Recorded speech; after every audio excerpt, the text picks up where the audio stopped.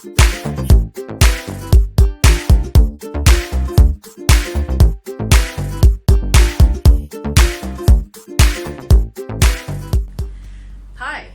my name is Maresa Ng, and welcome to today's happy hour. So I've got a question for you.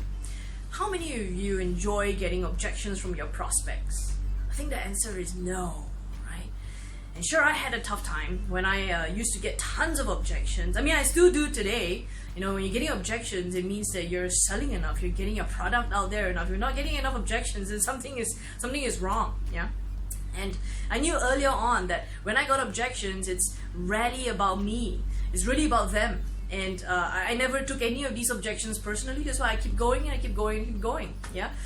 And I met so many prospects that I could list down all these objections, and I used to have percentages around all the objections that I would get. You know, is the objection really about time? Is the objection about price? About the money? You know, about their busyness? You know, there's a lot of different types of objections that I will always get, but it's always good to list them down so that we're conscious the next time we get them. And so I then scripted great replies, and so I studied a lot of my sales processes very, very much, and then I wrote each and every one down. This is why I closed, this is why I didn't close, this is what I did well, this is what I did not do well. And so for those of the sales meetings that didn't go too well, I scripted down great replies. This is about money, this is about... So I had a good reply for every objection, so I knew how to handle them the next time I got one. I wanted to learn from each and every experience and not to go through them blind. Just by the way, I think for entrepreneurs and salespeople, those are actually one of the best qualities, and this is something that I learned from my sales guru, Brian Tracy, if you've ever heard of him.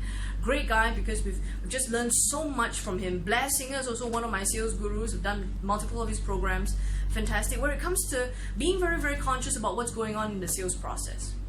And then I realized something, guys, and I'm about to share it with you right now. I realized something very powerful. That if I actually found a way to say the objection first, very, very early on in the sales meeting, I found a way to say the objection first with my nice little reply. Most of the time, it didn't become too much of an issue when I was trying to close. It became less of an issue.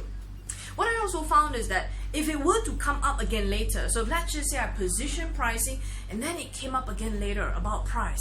Maresa, actually it is expensive. And okay, good, sure. So then I know that it's really a concern. So if you know price is an issue, this is how it would kind of sound like. So bear with me on this one. For example, this is how we would position pricing in an outdoor gear and equipment company. Okay, so Mr. Prospect, I know you're here to look at some gear, but I need you to also know that we import all our products from the United States, which is why we don't carry the cheapest. It wouldn't be the cheapest of most outdoor gear and equipment, and really we don't intend to be the cheapest. Yeah, and after all of our due diligence, the cheap gears almost always fail our hikers. Now I reckon you wouldn't want that happening to you, would you? You're like, ugh. So you kind of put it out there, and that Mr. Prospect is just gonna go, ugh. I wouldn't, even if I wanted the cheap gear, I wouldn't say it here. Because I don't want to tell people that I will use substandard gear. Because it's dangerous, it's hazardous. But you're putting it out there, and if it comes up again later on, that's also okay. That's something that you can say, well, you know, it's really expensive, but I want to get a cheaper option. Sure. Then as a merchant, you're just gonna go, okay, so let's take a look at some other options that may be more suitable for your budget. Yeah. So I think this is one of the most powerful sales strategies, is to be able to say it first. So gang, this is today's happy hour. Saying it first addresses the white elephant in the room, and then you can address any real objections. The key is to handle real objections. It's not to let your prospect go, and you as the salesperson not knowing why they really left. Yeah, they really walked out of your shop without buying anything, because if they walked into your shop, they were looking for something.